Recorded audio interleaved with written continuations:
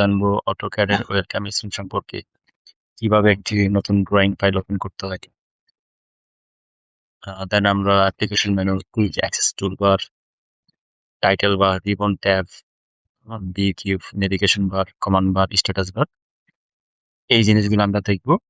দেন ধাপে ধাপে আমরা বাকি কাজগুলো আমরা শিখবো ইনশাআল্লাহ। আমাদের ওয়েলকাম স্ক্রিন মধ্যে কি একটা সফটওয়্যারটা আপনি নতুন ইনস্টল করার পরে যখনই এটাকে ওপেন করবেন, যতবারই ওপেন করবেন, ফার্স্ট যে ইন্টারফেসটা পাবেন অর্থাৎ ফার্স্ট যে লুকটা, এটাকে বলা হয় কি আমার ওয়েলকাম স্ক্রিন। তো অটোক্যাড 2022 ইলেকট্রিক্যাল 2022 এই সফটওয়্যারটার ওয়েলকাম স্ক্রিনটা এমন, এটা ভার্সন যদি লোয়ার হয় বা আবার হয় তাহলে ওয়েলকাম স্ক্রিনটা দেখতে একটু ডিফারেন্ট হবে, বাট ঘুরে ফিরে জিনিসগুলো কিন্তু সবই এক। এখন আমার এখানে অ্যানাউন্সমেন্ট নামে একটা অপশন আছে, এখানে সে সাইন ইন করতে বলতেছে, তারপরে ফিডব্যাক দিতে বলতেছে। এখন আমাদের একটা ক্র্যাক সফটওয়্যার, আমার এখানে লগ ইন করার কোনো ইস্যু নেই। আমি যেটা করব, এই অ্যানাউন্সমেন্টের এখানে একটা ক্রস চিহ্ন আসছে, আমি এখানে ক্রস করে দেবো। দেওয়ার পরে এখানে একটা অপশন পাবো রিসেন্ট। রিসেন্টটা কি? এখানে ডিফল্ট অবস্থায় অটোক্যাড আপনাকে কিছু ড্রয়িং দিবে এক্সাম্পল হিসেবে। কিছু ড্রয়িং এখানে আছে, এখানে পিএডি ডায়াগ্রাম আছে, তারপর আমার অপারেটর স্টেশন লেআউট, এই জিনিসগুলো আছে। তো আমরা যদি কোনো নতুন ড্রয়িং ওপেন করি, সেটা কিন্তু কি থাকবে, এখানে রিসেন্ট আকারে থাকবে। এখানে একটা আছে পিকচার আকারে রাখা থাকবে, যদি এখানে তিনটা ডট আছে, এখানে যদি ক্লিক করেন, এখানে শুধুমাত্র কি আকারে থাকবে, নেম আকারে থাকবে। নেম আকারে থাকবে, আর একটা হচ্ছে কি পিকচার আকারে থাকবে। দুইভাবে আপনি দেখতে পারেন। আমরা সাধারণত পিকচার আকারে দেখতে অভ্যস্ত, আপনি চাইলে এখানে পিকচার আকার অথবা নেম আকার দুইভাবে আপনি দেখতে পারেন। এখানে রিসেন্ট ফাইল, আপনি যতগুলো ফাইল ওপেন করবেন, এখানে একটা 9টার মতো, সর্বোচ্চ 9টা ফাইল এখানে জমা থাকবে। এখানে আপনি চাইলে এগুলোকে পিন করে রাখতে পারবেন। এটাতে আমি আসবো, এগুলো আমরা কাজ করতে করতে আরো অভ্যস্ত হয়ে যাবো।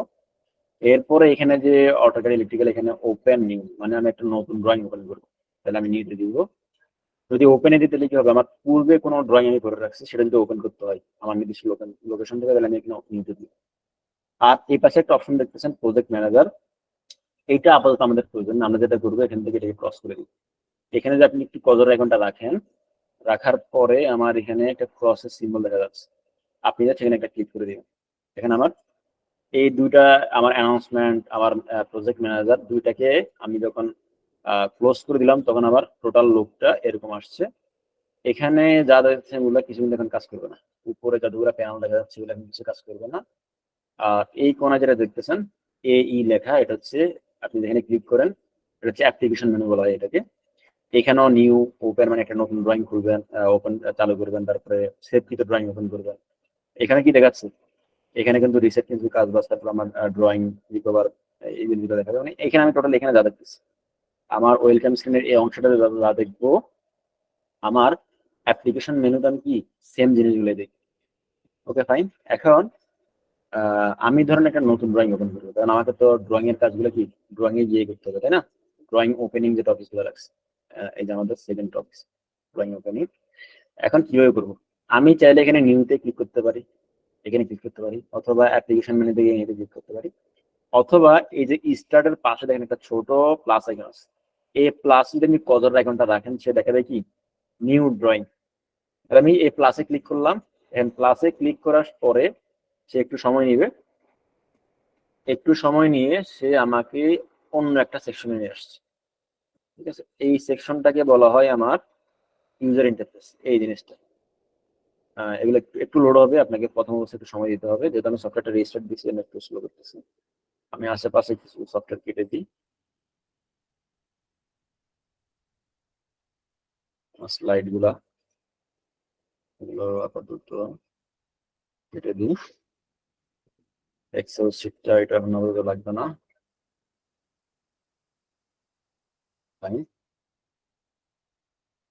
তো আমার এই এরকম একটা কি আমার ইউজার ইন্টারফেস আসবে, আসার পরে আমার এখানে নর্মালি একটা বার আসবে, ঠিক আছে, ক্যাটাগরি নামক। এইটা আমাদের প্রয়োজন। আমরা এখানে কি করবো, এটাকে ক্লোজ করবো। ক্লোজ করার পরে ওভারঅলি আপনি এরকম একটা ইন্টারফেস দেখতে পারবেন অটোক্যাডের। আমাকে এই জিনিসের সম্পর্কে একটু পরিচিত হতে হবে যে অটোক্যাডের এখানে কোনটা আসলে কি নাম। তো আমাদের এই লেখা, এটা অলরেডি অ্যাপ্লিকেশন আমরা জানছি। এখান থেকে আমি আরো কি পাবো, ওপেন, এখন নতুন কিছু অপশন রয়েছে, সেভ অ্যাজ, এগুলো দেখাচ্ছি আস্তে আস্তে। তারপর প্রিন্টের অপশন, আমার ক্লোজ দিলে কি হবে, অটোক্যাডটা ক্লোজ হয়ে যাবে। এরপরে সেম কাজটা আমি এখান থেকে এই ক্লোজ দিলেও সেম কাজ হবে, ঠিক আছে। এখান থেকে দিলাম আমি অটোক্যাড সফটওয়্যার থেকে বের হয়ে যাবো। তারপরে এবার যেটা দেখতেছেন এটা কি আমার কুইক অ্যাক্সেস টুলবার, মানে এখানে আমার ডিফল্ট অবস্থায় কিছু কি আছে, টুলস আছে। যেমন এই জিনিসগুলো কি আছে দেখেন, আপনি এই ফাইলে গিয়ে সেভ দিচ্ছেন, এখানে না গিয়ে আপনি এখানে কিন্তু দেখেন এই যে সেভ এবং সেভ এস অপশন কিন্তু এখানে আছে, মানে শর্টকাটে কিছু কমান্ড আমি এখানে কি আছে এখানে আমি দেখতে পারবো। তারপরে এটার পাশে একটা ড্রপ ডাউন বাটন আছে, একদম এই শেয়ারের পাশে দেখেন, শেয়ারের পাশে একটা ড্রপ ডাউন বাটন আছে, আমি এখানে ক্লিক করি। ক্লিক করার পরে এখান থেকে আমি ধরেন একটা জিনিস আমি ওপেন করবো, সেটা হচ্ছে আমার শো মেনু বার, এখানে দিলাম। শো মেনু বারে দেখেন আমার এখানে কিছু নতুন ট্যাব আসছে, ফাইল, তারপরে আমার এডিট, ভিউ, এগুলোর একটা কাজ আছে, আমরা আস্তে আস্তে দেখবো।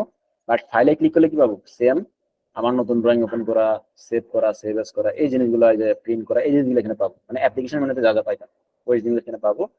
ধরেন আপনার এটা এখন প্রয়োজন নাই, আপনি কি করবেন, আবার শেয়ারের পাশে একটা ছোট যে ডাউন আরো আছে এখানে ক্লিক করলেন। ক্লিক করার পরে এটাকে আবার হাইড মেনু বার, এখানে আমি ক্লিক করবো, এটা কিন্তু আবার চলে গেছে। এখন আমার একটা জিনিস জানতে হবে, আমি যে অটোক্যাড ইলেকট্রিক্যাল 22 যে কাজ করতেছি, এটা কি আদৌ ইলেকট্রিক্যাল ভার্সন আছে নাকি অন্য কোনো নর্মাল অটোক্যাড হিসেবে কাজ করতেছে। এখন এটা চেক করার জন্য আমি যেটা করব, আমার পাশ যে ডাউন অ্যারোটা আছে শেয়ারের পাশে এখানে ক্লিক করলাম। ক্লিক করার পরে এখান থেকে আমি আমার এই যে ওয়ার্ক স্পেস এখানে চেক করব, অথবা আপনি কিবোর্ড থেকে দেখেন সে শর্ট ফর্ম দেখাচ্ছে। আমার কিবোর্ড থেকে যদি আপনি F1 দেন তাহলে কিন্তু সেম জিনিসটা হবে। আমি ওয়ার্ক স্পেসে ক্লিক করব। ক্লিক করার পরে দেখেন একটা সেটিংস আইকন আসছে এবং পাশে দেখাচ্ছে AutoCAD E and 2D drafting, মানে আমার অটোক্যাড ইলেকট্রিক্যাল এবং 2D ড্রাফটিং মোডে আমার এখন সফটওয়্যারটা কাজ করতেছে। আপনি যদি এখানে পাশে ক্লিক করে যদি 3D মডেলিং চুজ করেন তাহলে 3D তে চলে যাবে। এবং কিভাবে চলে যাবে, ধরেন আমার অটোক্যাড 2D তে এখানে প্রজেক্ট আছে, স্কিমেটিক আছে, প্যানেল আছে, হোম আছে, এই জিনিসগুলো আছে। যদি আমি এখানে ক্লিক করে এটাকে আমি শুধুমাত্র 2D ড্রাফটিং অ্যানোটেশন করি, এখানে কি কি আছে, প্রজেক্ট, স্কিমেটিক। আমি যখন শুধুমাত্র 2D ড্রাফটিং এন্ড অ্যানোটেশনে ক্লিক করলাম, অর্থাৎ একটা নর্মাল অটোক্যাড সফটওয়্যারের মতো যখন করলাম, তখন কি হলো দেখেন, সে একটু সময় নিয়ে পুরা ইউজার ইন্টারফেস চেঞ্জ করে দেখেন। এখন কিন্তু আর কি নাই, এখন এখানে দেখেন আমার এখানে স্কিমেটিক ছিল, স্কিমেটিক নাই, এখন আছে ইনসার্ট, তারপর প্যানেল ছিল, প্যানেল নাই, মানে ওটা ছিল ইলেকট্রিক্যাল ভার্সনে যা যা লাগবে সেগুলো দেওয়া ছিল।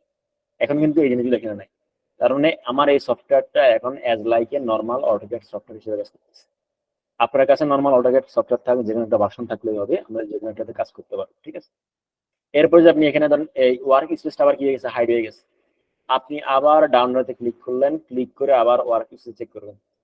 চেক করার পরে এই যে সেটিংস এর আইকনটা আছে, এখন আছে কি 2D ড্রাফটিং অ্যানোটেশন, এখানে ক্লিক করে আপনি তাহলে আবার কি করতে পারবেন, AutoCAD E and 2D drafting অর্থাৎ ইলেকট্রিক্যাল ভার্সনে নিয়ে যেতে পারবেন।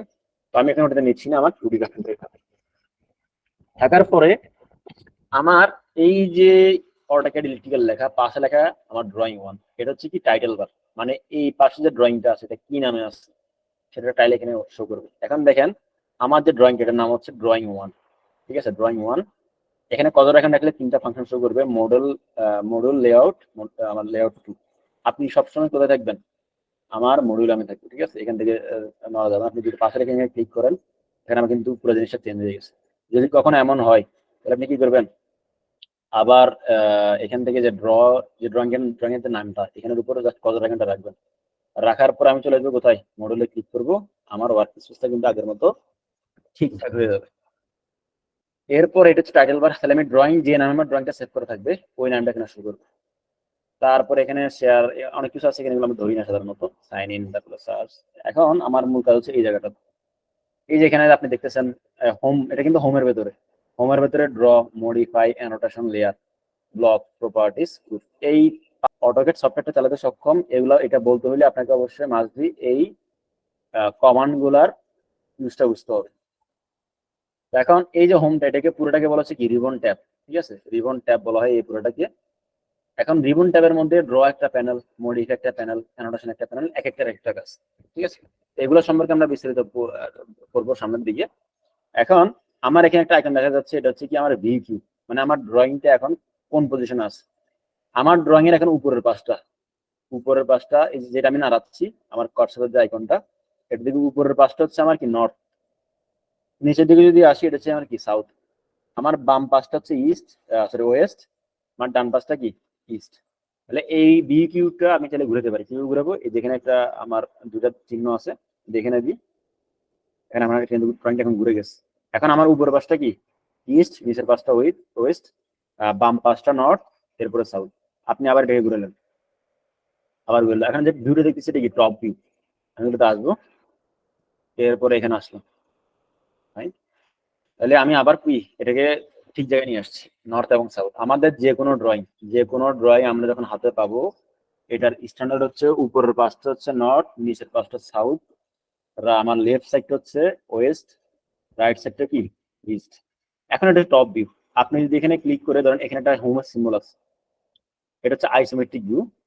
আপনি যেখানে ক্লিক করেন দেখেন এখন কি দেখাচ্ছে, এক্স ওয়াই জেড তিনটা অ্যাক্সিস দেখাচ্ছে। আমার 2D তে থাকে দুইটা অ্যাক্সিস, এক্স এবং ওয়াই।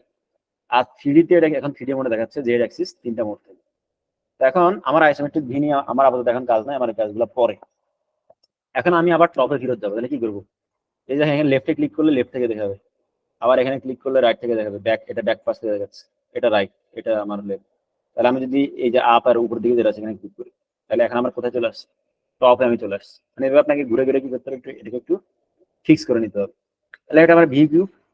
আর এখানে আরেকটা বার থাকতে পারে, নেভিগেশন বার, এটা এখন হার্ড হয়ে আছে, আমি যখন এটাকে নিয়ে আসবো, নিয়ে আসার জন্য আমি কিবোর্ড থেকে লিখবো এন ভি, এই সরি এন এ ভি লিখতে হবে, এন এ ভি। না, এটা লিখতে হবে না, আমি আগেটাই লিখি এন ভি। এই যে নেভিগেশন বার, এন ভি ভি যখন লিখলাম, এই যে নেভি বার নামে একটা ফাংশন আছে, নেভি বার। আমি যেখানে ক্লিক করবো, ক্লিক করার পরে সে চাবে অন নাকি অফ, সে এখন অফ অবস্থা আছে। আমি অন করলাম, অন করার সাথে দেখেন এখানে একটা বার আসছে, যদি এটা খুব বেশি একটা ইউজ হয় না। এখানে প্যান জুমের কিছু ফাংশন আছে।